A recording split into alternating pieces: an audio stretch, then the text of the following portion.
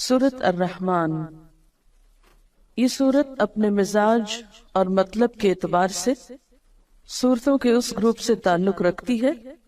جو مکی زندگی کے اس دور میں نازل ہوئی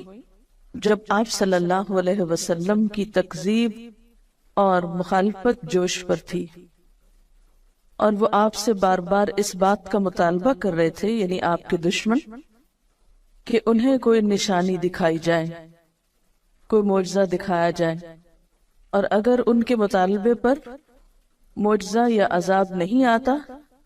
تو پھر وہ محمد صلی اللہ علیہ وسلم کی دعوت کو نہیں مانیں گے، اور اگر دنیا میں عذاب نہیں آتا تو اس کا مطلب یہ ہے کہ آخرت میں بھی نہیں آنے والا۔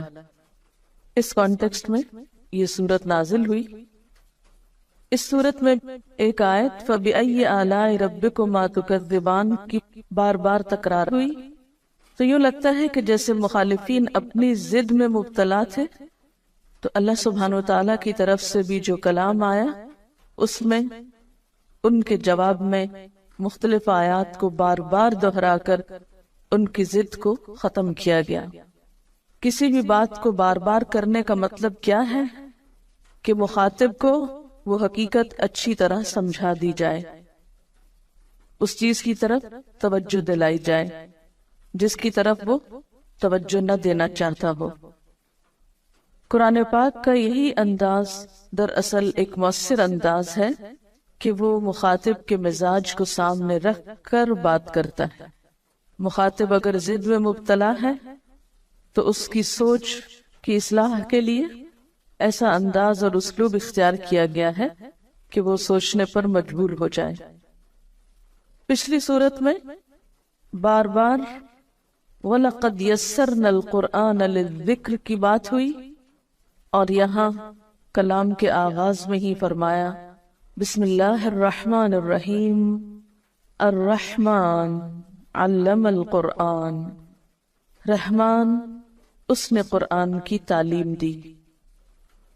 اس صورت میں اللہ سبحانہ وتعالیٰ کی بہت سی نعمتوں کا ذکر کیا گیا ہے، اور پھر ان نعمتوں کا احساس بھی دلایا گیا سوالیہ انداز میں فَبِأَيِّ آلَاءِ رَبِّكُمَا تُكَذِّبَانِ کہہ کر کہ تم اپنے رب کی کن کن نعمتوں کو جھٹلاؤ گے۔ حقیقت یہ ہے کہ انسان کو جتنی بھی نعمتیں ملی ہیں ان سب میں بہترین نعمت، اعلیٰ ترین نعمت، اور وہ نعمت جس کا سب سے پہلے ذکر کیا گیا وہ ہے قرآن کی نعمت۔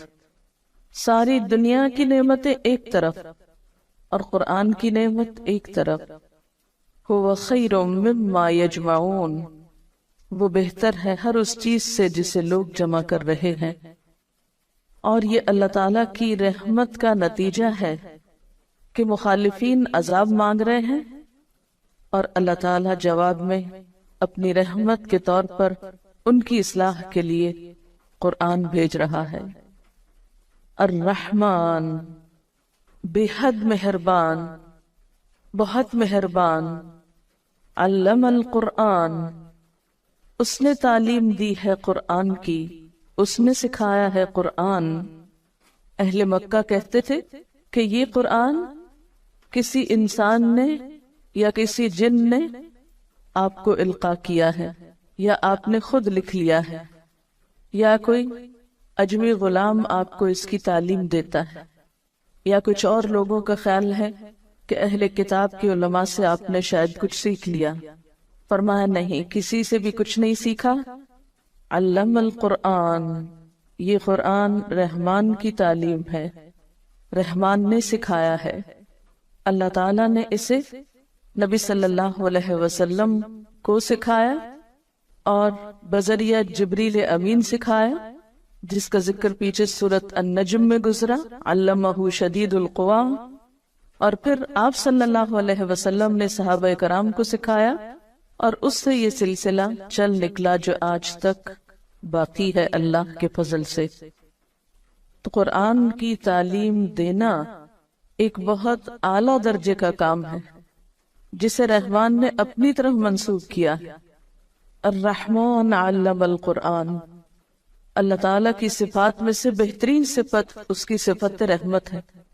اور اس میں بھی مبالغے کا صیغہ رحمان ہے، تو یہ اس کی رحمت ہے کہ اس نے اس کی تعلیم دی، اسی لیے بندوں میں سے بھی بہترین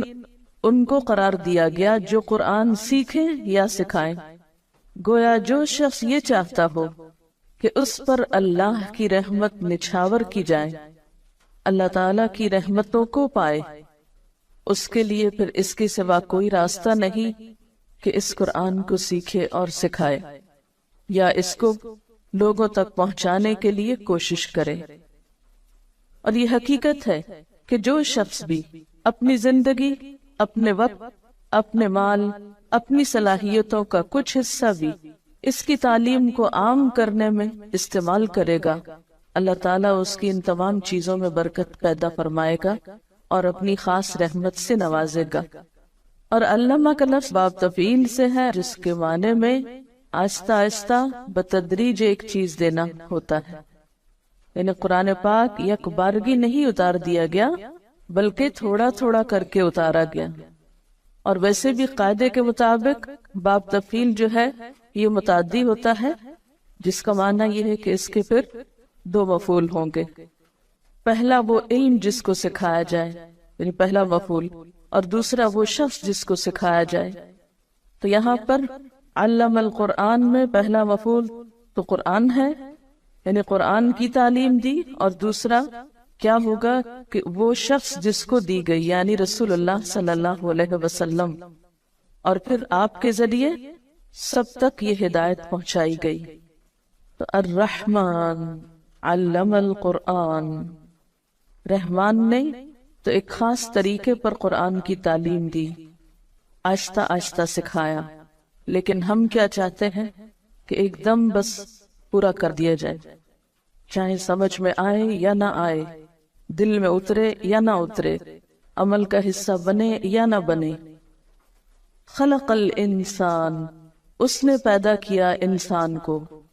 اس نے انسان کی تخلیق کی، یعنی انسان بندر وغیرہ سے ترقی کر کے، یعنی جانور سے ترقی ارتقا کر کے انسان نہیں بنا، بلکہ انسان جانوروں سے بالکل ایک الگ مخلوق ہے، مستقل مخلوق ہے۔ خلق الانسان، اس نے انسان کی تخلیق کی، یعنی انسان بطور انسان ہی پیدا کیا گیا، پہلے وہ جانور کے طور پہ نہیں پیدا کیا گیا۔ اور یہاں انسان کا لفظ بطور جنس استعمال ہوا ہے، یعنی سب انسان مراد ہے۔ یہاں پر اللہ تعالیٰ کی تخلیق کی صفت کا ذکر کیوں کیا جا رہا ہے؟ اس لیے کہ اللہ تعالیٰ نے جو تعلیم دی ہے قرآن کی، یہ اس وجہ سے دی ہے کہ اس نے انسان کو بنایا، وہ انسان کی حقیقت کو پہچانتا تھا،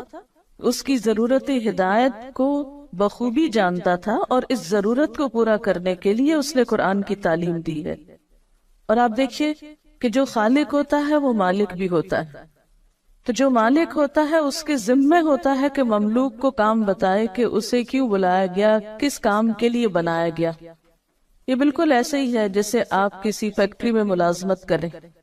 تو فیکٹری کے مالک کا ذمہ ہے کہ آپ کو آپ کے کام کی نوعیت بتائے۔ جب بھی کسی کو کسی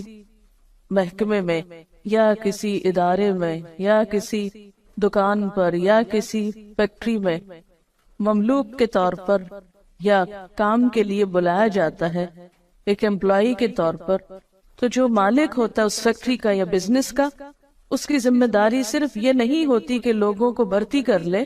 بلکہ اس کی ذمہ داریوں میں یہ ذمہ داری نہایت اہم ہوتی ہے کہ وہ آنے والوں کو ان کا کام بتائے۔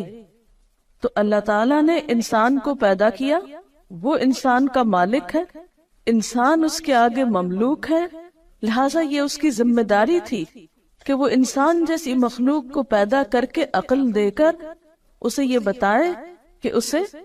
کس لیے بنایا۔